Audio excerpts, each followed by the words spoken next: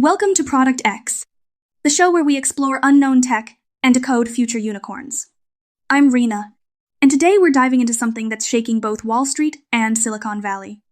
The company is called M1X Global, a fintech startup founded in 2023 that just closed a $5.5 million seed round.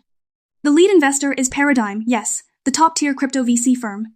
Their mission is bold, helping sovereign governments issue and manage national debt directly on public blockchains. Vivian, want to kick us off? Hey, Rena. Thanks for having me. I'm a senior angel investor at Pre-Angel Fund, and I've been watching the RWA space closely. Honestly, seeing Paradigm lead this round tells me the crypto industry is done playing around with meme coins. Now they're going after the biggest prize in finance, the sovereign debt market. Nolan, want to add your thoughts? Hi, Rena. Hi, Vivian. I spent years as a CTO at a major Silicon Valley tech company building large-scale distributed systems. When I saw this pitch, my first thought was, how do you put something as sensitive as national debt on a permissionless chain? That's a wild architectural challenge, and I can't wait to dig into it. Exactly. So here's the core question. Why is Paradigm pouring money into putting government bonds on the blockchain? And from a technical standpoint, is this even feasible? Let's get into it. Vivian, let's start with the financial picture. Traditional sovereign debt issuance involves Wall Street banks, underwriters, clearinghouses like Euroclear. It's a massive friction-heavy machine. What's the paradigm shift that M1X Global is actually proposing here? The traditional process is incredibly bloated. When a country wants to issue dollar-denominated bonds, they need Goldman or Morgan Stanley to underwrite, then clear through DTCC or Euroclear. The fees are massive, and settlement takes T+2 or longer. For emerging markets, it's even worse. They're often shut out of deep liquidity pools and pay premium rates because the system wasn't built for them. M1X's logic is essentially bypass all those middlemen and tap into global decentralized liquidity directly.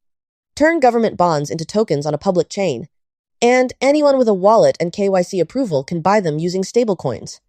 That means borderless liquidity for governments and dramatically lower issuance costs. Paradigm isn't just investing in a company, they're investing in a next-generation financial highway. That financial logic is solid, but from an engineering standpoint, putting sovereign debt on a public chain is a massive leap. The entire bond lifecycle needs to be refactored. We're talking about atomic settlement, no more delivery versus payment separation. With smart contracts, the buyer sends stablecoins and simultaneously receives bond tokens in a single transaction. That's T+0, real-time settlement, which is basically a dream in traditional finance. Then there's the coupon payment side. Previously, national treasuries had to route funds through countless proxy banks to pay bondholders. Now, you deposit stablecoins into a smart contract, it snapshots the token holders, and within seconds, interest payments are airdropped to every wallet globally. Zero manual intervention, zero delay. So the efficiency gains are massive. But here's the obvious concern: public chains are open and transparent by design. How do you handle compliance? A government absolutely cannot have sanctioned entities anonymously buying their national debt. That's exactly the hardest part.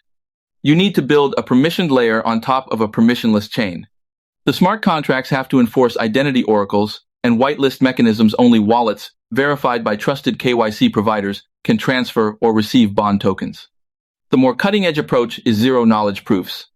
An investor can prove to the smart contract, I'm not on a sanctions list and I qualify as an accredited investor, without revealing their real name or nationality on chain. That tension between transparency and privacy, between decentralization and compliance, that's the real engineering moat here. And that compliance layer is non-negotiable. We're talking about sovereign credit geopolitical implications, legal frameworks across dozens of jurisdictions.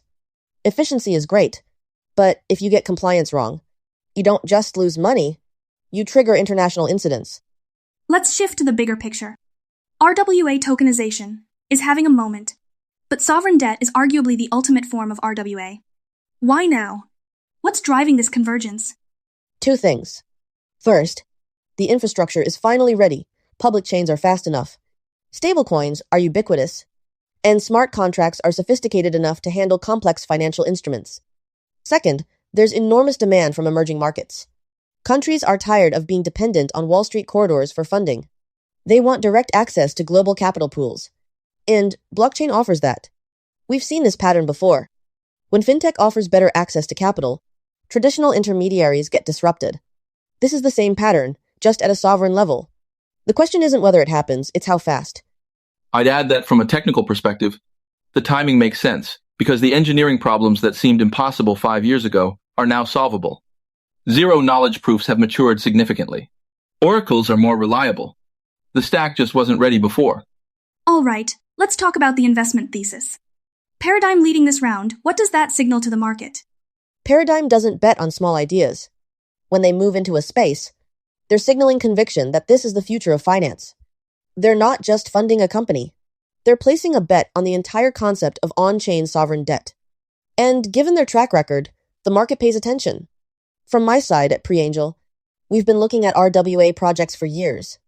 Most of them are either NFT marketplaces or real estate tokens useful, but not transformative. Sovereign debt is different. It's the largest asset class in the world. If this works, it's a complete overhaul of how capital moves globally. And technically, this is high risk, high reward. The smart contract risk alone is enormous. You're dealing with national-level financial instruments. One bug could be catastrophic. But the reward is equally massive if you get the architecture right. Let's look at the competitive landscape. Is M1X Global the only player going after this, or are there others? There are a few experiments, but M1X has a first-mover advantage, especially with Paradigm's backing. The regulatory relationships they'll need to build are significant barriers to entry. This isn't just a tech problem, it's a diplomacy and compliance problem. The technical mode is real too.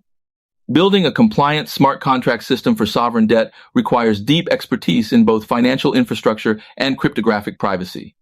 It's a rare combination. One more question before we wrap the main discussion.